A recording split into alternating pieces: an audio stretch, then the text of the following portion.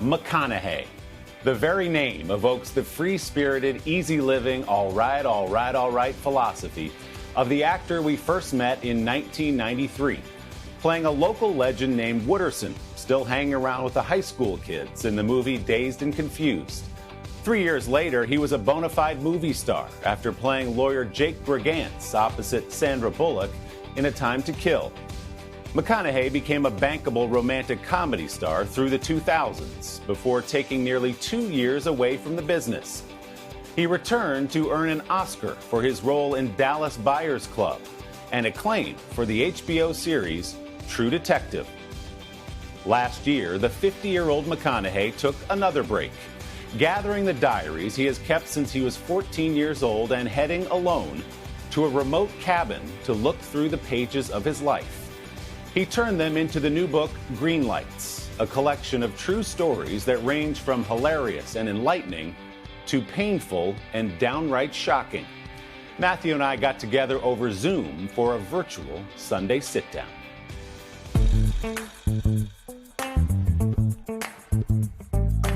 Was that daunting to go back through 35, 36 years of diaries? Were you worried about what you might find when you opened those books? I feared embarrassment, shame, both of which I had when I went back and looked at them. But I also found this, some of the things I thought I'd be only embarrassed about, I laughed my butt off at and thought they were hilarious.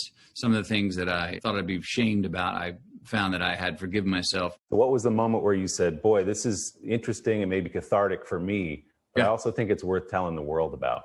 I found that the more personal I got, the more relatable the stories I saw and felt assured that other people would see. Oh, I see myself in that.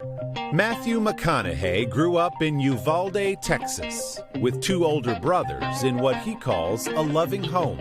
But his memories of a happy childhood are mixed with stories of his parents' violence toward him and each other. You say the love was real, it was bloody sometimes, but never in question. When you're looking at something like that as a kid, do you know that's wrong? I was scared at the moment. But even then, and immediately after that, I didn't ever question the love that mom and dad had or the love that they gave us. I tell these stories that are bloody and ugly and sometimes violent. Those were times where the love that we had, that was never in question, was most challenged, but never had a chance of being beat. Probably most people read this and say, wait a minute, that's abuse. That's what I'm looking at. And the way your father treated you sometimes is abuse. Did you not see it that way? I'm not in denial of it. My mom and dad are not in denial of it. So I don't know that it's really fair for someone to tell someone else, oh, you've been victimized and you were abused. If that person goes, no, I wasn't. I didn't know how I took it. I don't raise my children the same way my parents raised me. I don't dare judge how my parents did it. Because every single time I got in trouble or got the belt or whatever, I earned it.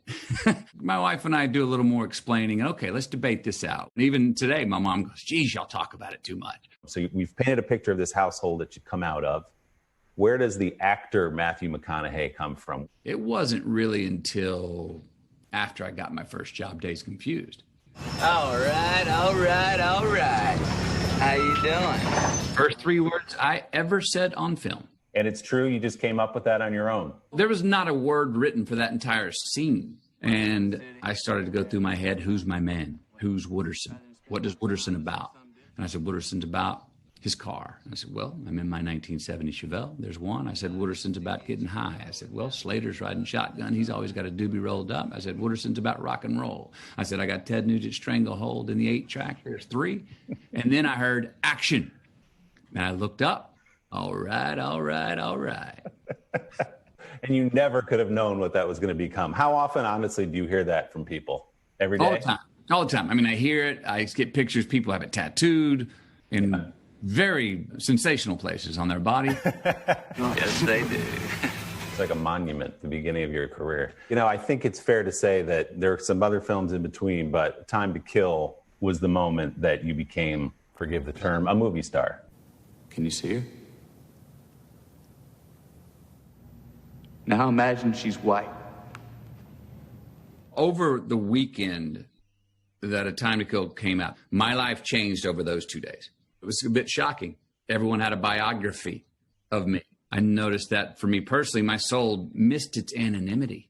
So I put on a backpack and got out of Dodge and went to places where people did not know my name and understand, get my head and my heart communicating clearly again to say, what is it I want? What do I want to do? What is it I don't want? Hollywood wanted him.